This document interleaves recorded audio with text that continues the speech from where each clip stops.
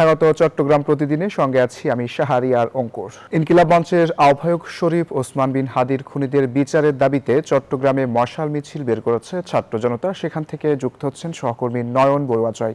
আর জয়, চট্টগ্রামে হাদি হত্যার বিচারের দাবিতে এখনকার কি কর্মসূচি দেখছেন সেখানে?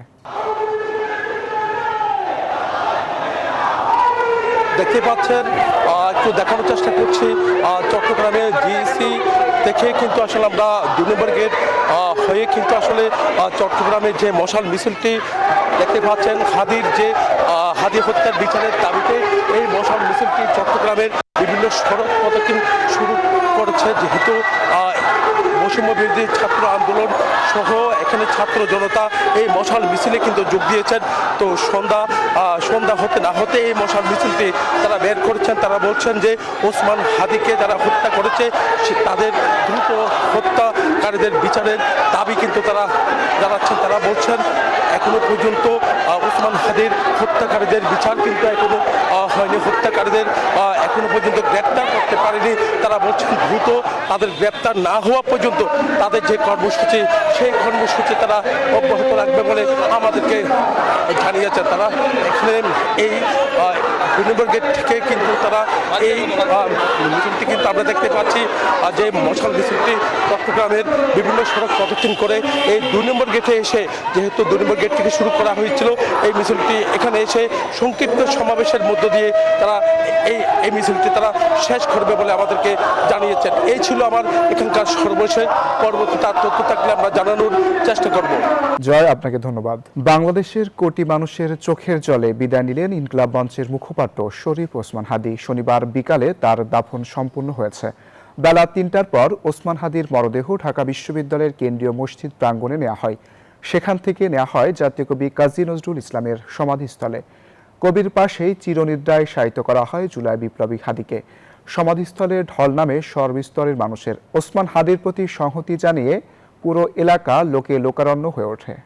এর আগে জাতীয় সংসদ ভবনের দক্ষিণ প্লাজায় ওসমান হাদির জানাজায় নামে মানুষের ঢল যোগ দেন প্রধান উপদেষ্টা ডক্টর মোহাম্মদ ইউনূস। দুপুর 2:30টার দিকে লাখো জনতার অংশগ্রহণে বড় ভাই আবু বকর সিদ্দিকের ইমামতিতে নামাজের জানাজা অনুষ্ঠিত হয়। জানাজা শেষে ওসমান হাদিকে দাফন করার জন্য নিয়ে যাওয়া হয় ঢাকা বিশ্ববিদ্যালয়ের কেন্দ্রীয় মসজিদে। জানাজায় প্রধান উপদেষ্টা ছাড়াও অংশ নেন উপদেষ্টা পরিষদের সদস্য, 3 বাহিনীর প্রধান সহ বিভিন্ন রাজনৈতিক দলের নেতারা। বাংলাদেশ যতদিন আছে তুমি সকল বাংলাদেশির বুকের মধ্যে থাকবে, এটা কেউ সরাতে পারবে না। আমরা আজকে তোমাকে প্রিয় হাদি বিদায় দিতে আসিনি। আমরা তোমার কাছে আমরা ওয়াদা করতে এসেছি, তুমি যা বলে গেছো সেটা যেন আমরা পূরণ করতে পারি। আমি ছাড়বো না আমার ভাই শরীফ ওসমান হাদির বিচার যেন প্রকাশ্যে এই বাংলার জমিনে আমরা দেখতে পারি। শরীফ ওসমান বিন হাদির মৃত্যুতে দেশ জুড়ে চলছে রাষ্ট্রীয় শোক। বিভিন্ন স্থানে হয়েছে গায়বানা জানাজা। সকাল থেকে চট্টগ্রামে জাতীয় পতাকা অর্ধনমিত রাখা হয়েছে। আইন শৃঙ্খলা বাহিনী রয়েছে সতর্ক অবস্থানে। ভারতীয় সহকারী হাই কমিশনারের বাসভবনে হামলার চেষ্টার পর কঠোর নিরাপত্তার ব্যবস্থা করেছে প্রশাসন। এদিকে রাজশাহী, বরিশাল, রংপুর, ঝালকাঠি সহ দেশের সব জেলাতেই রাষ্ট্রীয় শোক পালন করা হচ্ছে। পতাকা অর্ধনমিত রাখা হয়েছে। এছাড়াও ওসমান হাদির গ্রামের বাড়ি ঝালকাঠির নলছিটি সহ দেশের বিভিন্ন স্থানে গায়বানা জানাজা অনুষ্ঠিত হয়েছে। লক্ষ্মীপুরে এক বিএনপি নেতার বাড়িতে তালা লাগিয়ে পেট্রোল ঢেলে অগ্নিসংযোগের অভিযোগ উঠেছে। এতে ঘুমন্ত অবস্থায় আগুনে পুড়ে 7 বছরের একটি শিশু প্রাণ হারিয়েছে।